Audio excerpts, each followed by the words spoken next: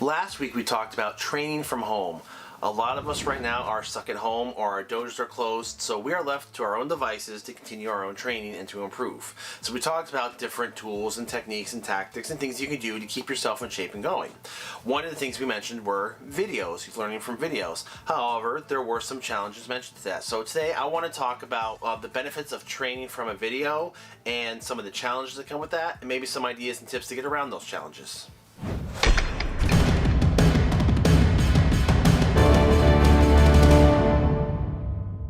Okay, before we get started, I just want to reiterate that I believe you can learn a lot from videos. I think they are a great training tool. They're wonderful to supplement your training, but I also want to reiterate what I've said before is you cannot learn a complete system, or I don't believe you can get your full potential off of videos alone. There's a certain part of the martial arts you need human touch, you need resistance training, you need that stress testing, and that comes from a live dojo or at least working with a live person. So while I feel that videos definitely have their place, just please understand that there are limits to learning with videos. But that being said, let's take a look at how this process can work.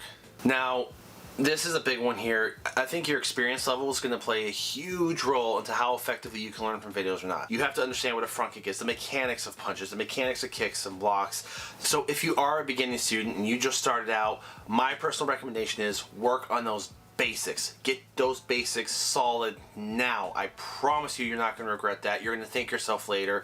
Before you worry about the other material, give yourself a solid platform to build on before you start adding floors to your building. Now, if you're an intermediate or an advanced student, you're going to have a much better understanding of the material. Therefore, I think you're going to have an easier time learning from videos or even manuals. Manuals are tougher. Videos, at least, are a visual reference. You can follow along. You can see someone. You can hear someone. It's like having an instructor. You don't get the tactile response or the feedback, but you do get at least somewhat of a live teaching. Manuals are a lot harder because you have to interpret it and visualize it in your head. We're going to get back to that though. Obviously, I think you should constantly review. Videos are wonderful for review, but there's some certain things to keep into consideration when trying to learn new material and advance forward in your curriculum. One of those tips and one of my suggestions is don't spend all day watching a video. If you got a stack of DVDs or if you're on YouTube and you're starting to watch a video, say you want to learn a new self-defense technique or a new combination. Let's just say a new combination. Don't spend your time sitting down watching. I would say put it on your phone or a laptop or put it on the big screen and step back in the room a little bit and try to follow along. Walk through it, follow along. Start getting your brain triggered to get those body parts moving. So when you see something register that, you step back with your left foot, just step with your left foot. Get your brain to begin making those connections. I wouldn't recommend just trying to replicate something you've seen. You want to understand what you're doing. So I would say look for videos that give more of a breakdown and instruction, not just, oh, this is what I'm going to do, this is what it means, and they just do it. You want a, here's step 1, here's step 2, here's step 3, and they explain what they're doing. The more detailed video you can get, the better off you're going to be able to train. So don't just imitate. You want something that actually breaks it down that you can understand it. Okay, one of the biggest challenges that I've noticed with videos, you've got the mirror image issue, or it can be an issue, especially if you're learning something detailed like a kata where you have to step certain ways.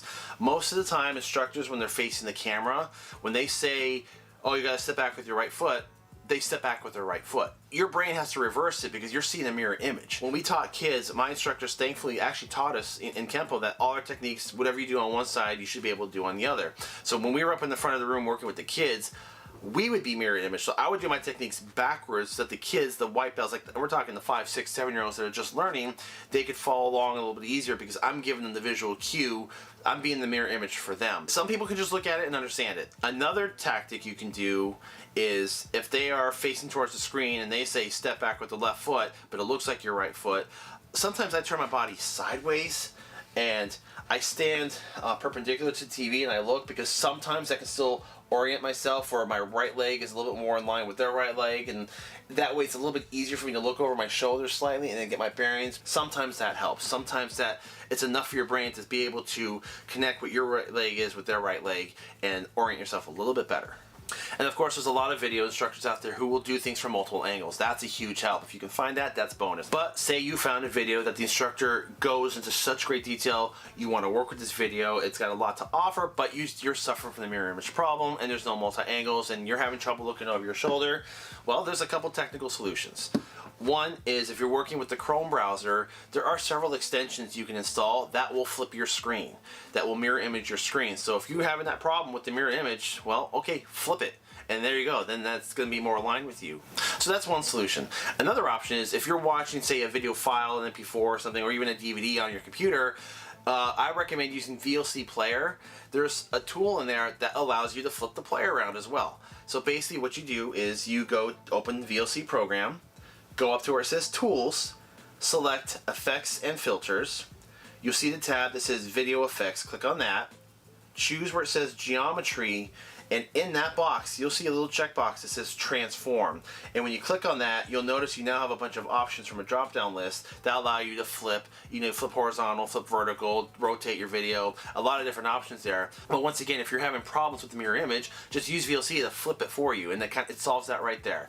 Now, one of the challenges to learning from videos is obviously not having that feedback from a live instructor, but sometimes instructors will go through a technique or a sequence and they might not break down some of the finer details, either that's just not what they're focusing on, or they might assume that you already have a fundamental knowledge. This goes back to me saying that I believe you should be more of an intermediate level to try to do this, to learn new material, because there's a lot of subtleties in there they might not verbally instruct or they might not say, but are very important to technique. So I would recommend watching back in slow motion and looking for things like, look at their hips, look at their rotation, foot placement, any pivoting on the foot, weight settlement. These are small little details that can make all the difference in an effective technique. So in Kempo, we use the clock principle for our coordination, which I think is a fantastic tool. Some arts use it, some arts don't, but I think it's a great point of reference. Very simple. You're standing in the center of a clock. 12 o'clock is straight ahead of you, 6 o'clock is straight behind you, 9 and 3 are on your sides. And then you've got your corners, which in Kempo we have 130, 430, 730, 1030. These lines of references are extremely useful, especially if you're learning the technique and how to get your footwork down. So if you are a student of Kempo, then you should already know about the clock principle, and it's used in various versions of Kempo. If you're not, and you're in an art that doesn't use this principle, that doesn't mean you can't adapt it. I would recommend practicing that way. Visualize a clock on the floor. So when you take a step, try to note which directions you're going. And the act of watching and writing it down and repeating is how it's going to get ingrained into your memory. So I personally find the clock principle to be a very useful point of reference. Now, another challenge is temptation, especially if you've got videos of your entire curriculum in front of you. It's easy to want to, I watched it, I memorized it, okay, next one. I watched it, I memorized it, next one. Don't rush, don't cram, because the faster you try to consume it, unfortunately the faster you're going to forget it. I recommend maybe learn 1 or 2 new things a day. If you walk into a class and you're there for an hour, is your instructor going to teach you, 20 new things? No, they're going to teach you 1 or 2 drills for that day. Treat your workout session the same way, 1 or 2 drills that day. Once you're comfortable with that and you feel you know it well enough, then move on to the next stuff. And obviously, don't forget to keep reviewing your previous stuff. That's another pitfall people get into is, I've memorized this belt level, let me go to the next one. And then they go to the next one, and sometimes they don't go back and review. So yeah, I've got my black belt material done, I forgot the white belt stuff. It's not a race. If you're going to spend your time and money and effort to learn the art, then learn the art. Don't just rush through it for that belt, because I'm telling you right now, you rush through a series of videos and you go get that belt means nothing. Now, some arts have written manuals. Some just have a syllabus, and you really can't just learn from a syllabus. That's one other thing I love about Kempo is our manuals, our technique manuals are highly detailed. It goes step by step. It goes through pacing, it goes through weight shifting, it goes through power principles. You find a good Kempo manual and you're going to have a lot to chew on there. But not every art has a manual like that. But if you are lucky enough to have that, that could still be a very valuable tool, especially with videos that go along with it. Not everybody can learn from just reading the technique. And that's why I was saying once again, that's why I feel you need to be more of an intermediate to advanced student, because you'll know the terminology, you'll know the reference points, you'll know the basics, you know your power principles, all that. Once you know that, it's easier to learn something new in a sequence because you've already got the foundation for it. And to highlight that point, I want to just use as an example, we've got one delayed sword. This is the first technique you learn for a white belt level in American Kempo.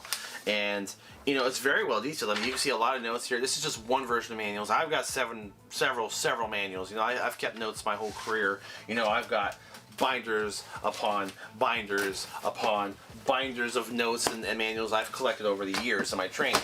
So I always look for new manuals, because each manual teaches me something different. Now, what I like about this one is it teaches you step by step. It brings in important points and notes. It also tells you the history of like previous manuals, what they might have said. Just to give an example of how important it is to understand and have a basic knowledge of your system and to go slow with the technique, I'm just going to read the steps of this technique, and I'm going to point out some issues here. Basically, it's someone comes in for a push or a grab or even a straight punch, possibly straight at you. So with your left foot, step towards 6 o'clock, which is stepping back, and form a right neutral bow stance as you deliver a right hammering inward block to the inside of the opponent's right arm. 2. Immediately deliver a right snapping ball kick to the opponent's groin. 3. Plant toward 12 o'clock and form a right neutral bow stance to check the opponent's right knee. Simultaneously deliver a right outward, downward, diagonal hand sword strike to the right side of the opponent's neck. Now, while it sounds all well and good, you have to know what a neutral bow stance is. You have to know what a right hammering inward block is, which is in Kempo is often the reverse of what other traditional karate systems do. So you have to know the terminology to that. However, and I know some of you out there who know Kempo are screaming at some of the errors I made. I made them on purpose because there's a lot of small details that are not written here. For example, and this comes back to the rudimentary knowledge that you should have in your basics. Even though this is a wipeout technique, this is a reference point. In Kempo, if you're going to throw a snapping kick with your front leg, you don't lean back. You don't want to pull yourself off balance, lean back and stand up and then throw the kick. That goes against some of our principles. You kick it in place, and then you use that weight landing forward. You can add momentum to that hand sword strike. You add power. That's not written here, but that's common knowledge that you learn in a classroom. You work with people. So that's just a pitfall I caution on when trying to go too far with it, because you can get an idea, but there's a lot of little details that if you're not hands-on with someone, or if you don't have that feedback of an instructor, or if you don't have the experience, you're in Kempo for 20 years, you know that already. So when you go step by step, okay, you know your weight placements, you know those rules. But if you're a beginner and it's not written there, you're going to miss that out. So you might know the 3 steps, but you're not going to be able to apply them properly or make them effective. Now, I'm doing an experiment myself as well. I've been studying Kempo for 27 years at this point. Those of you who've seen our online martial arts episode know I'm actually doing an experiment of trying the martial arts online program just to see what the experience is like. And I'm also trying to learn Shotokan on my own. I will be going to school for this later, but I'm kind of curious as an experiment what I can pick up on my own. So I've got a bunch of video curriculum, I've got manuals, I've got this book. This is the Shotokan Karate Bible. I like it as far as an introduction goes. I think it's pretty good as a starting point. And what I'd like to bring up about it is this is another tool. It's not just written manuals, but you have things like written text with pictures. And the photos can be a great reference point to help you understand, obviously, the step-by-step instructions as well. And this brings me to the next thing is one challenge when you're reading and trying to learn a technique from written material is timing. It's one thing to go step by step. Step 1, do this block. Step 2, do this kick. Step 3, do this chop.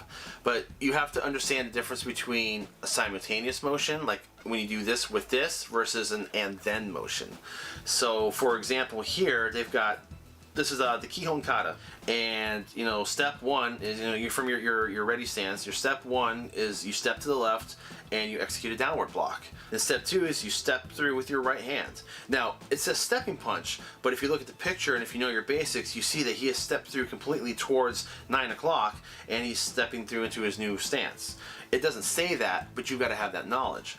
But that's clearly a first step. Then the second step. But if you look at this next one, 3A and 3B, you notice 3A is not a complete step. It sets up the next motion.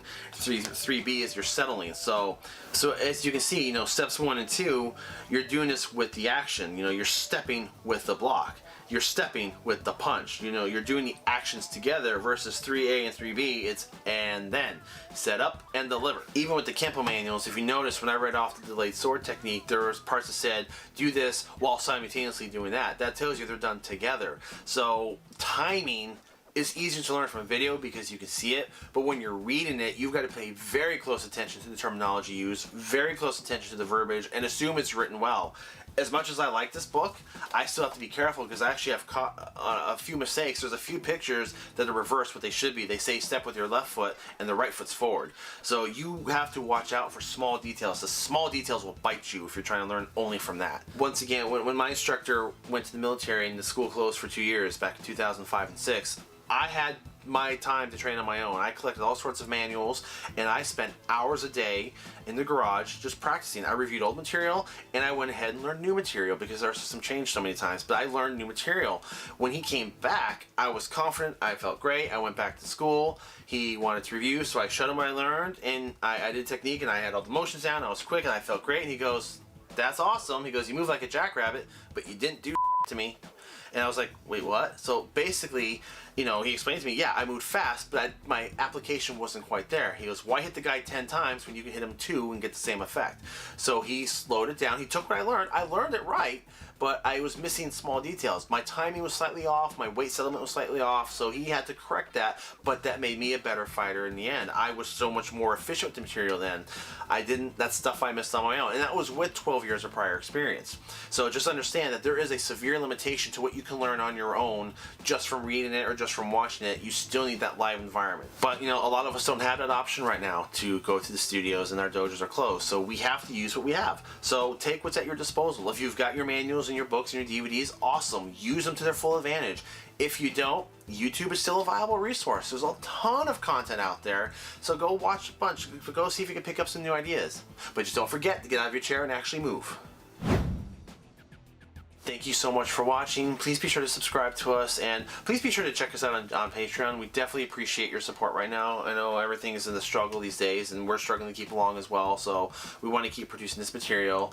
And also, if you guys are still facing any challenges with working with video or written material, put those questions below. If you have a specific hurdle you're trying to get over, list it below, and we'll work on it together to achieve it for you. Thanks again so much, and we'll see you next time.